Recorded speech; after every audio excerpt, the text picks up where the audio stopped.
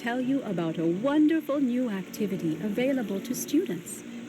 I speak of gardening. Students at Ravenwood can plant and grow amazing plants in their dormitory rooms or castles. Wizards of all schools can garden, so my hope is that every student will learn the joy of shepherding new life. There is so much to learn about gardening, and I know just the person to teach you. Seek out Farley in Gollum Court. He will explain the basics of gardening to you.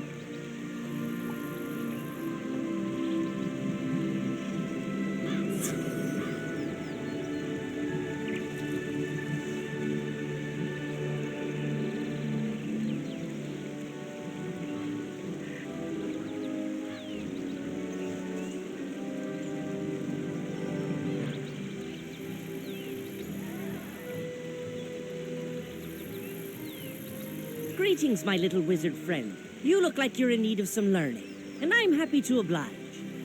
And if it's not too much trouble, I'll ask you for a small favor once I've finished yapping. So, where to start? Well, let me tell you about how gardening works. It all begins with the tiniest of things, a seed. That's it, a seed. Do you have a seed with you? Surely you must. What's that? You don't? Oh dear. And we're off to a poor start. Tell you what, will you run over to speak to Blossom, the life tree in the midst of Ravenwood? Ask her for a seed. Any type will do. She should set you up with something to get you started. Be off then, will ya?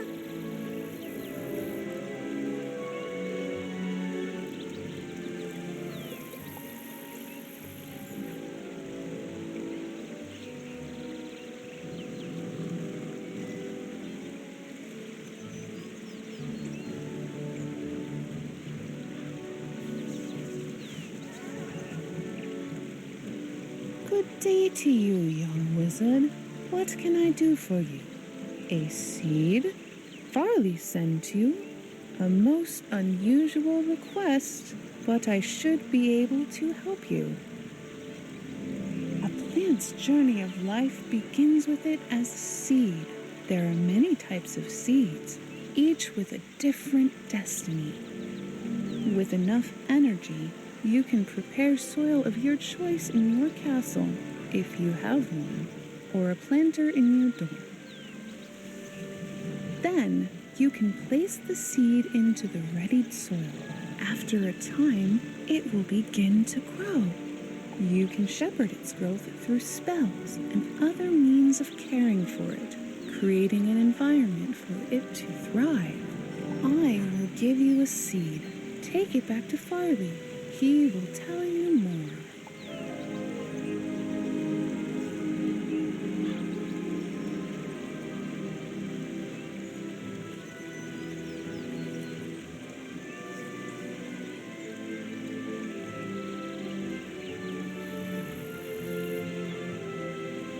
Oh, you've got that seed? Fantastic. I recommend you roll up your sleeves and learn something about gardening. Let's see what kind of seed Blossom saw fit to give you. Oh, what's this? A dandelion? That'll do nicely. After you've planted your dandelion seed, it starts to grow. From seed to seedling, young plant, mature plant, to elder. You can use a number of helpful spells to usher it along as it grows, keeping it healthy and happy. Take a look at the row of 4 dandelions to the side of you, and examine each of them.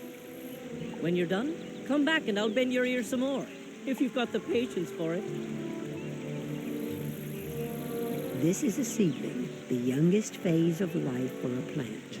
You will need energy to plant a seed in a planter or the ground. After a seed is planted, you can use plant growth spells on it to help it flourish. Plants require some things to thrive and survive: water, sunshine, pollination, magic, and even music. Plants that are cared for with spells to satisfy their needs will advance through the stages of life. Next, you should examine the young plant. This is a young plant in its next stage of life after seedling. You can observe your plant's growth visually. and by using some simple the plow spell allows you to remove a plant or dirt pile if you wish to do so. The revive spell allows you to transform a wilting plant into a young plant, ready to grow once more. Now you should examine the mature plant.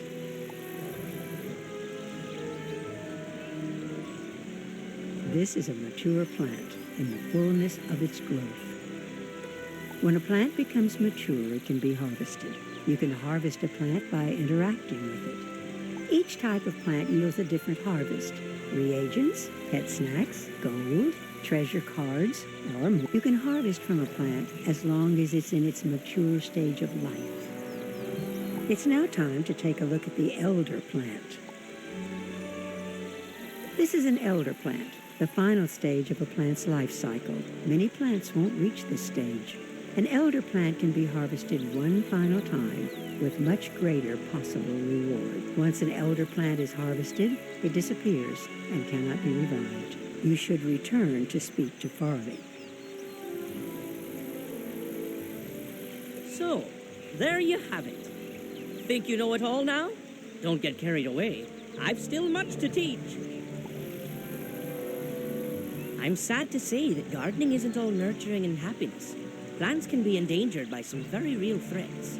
Take a look at the two unhealthy-looking specimens to the other side. Come back when you've seen for yourself what can happen.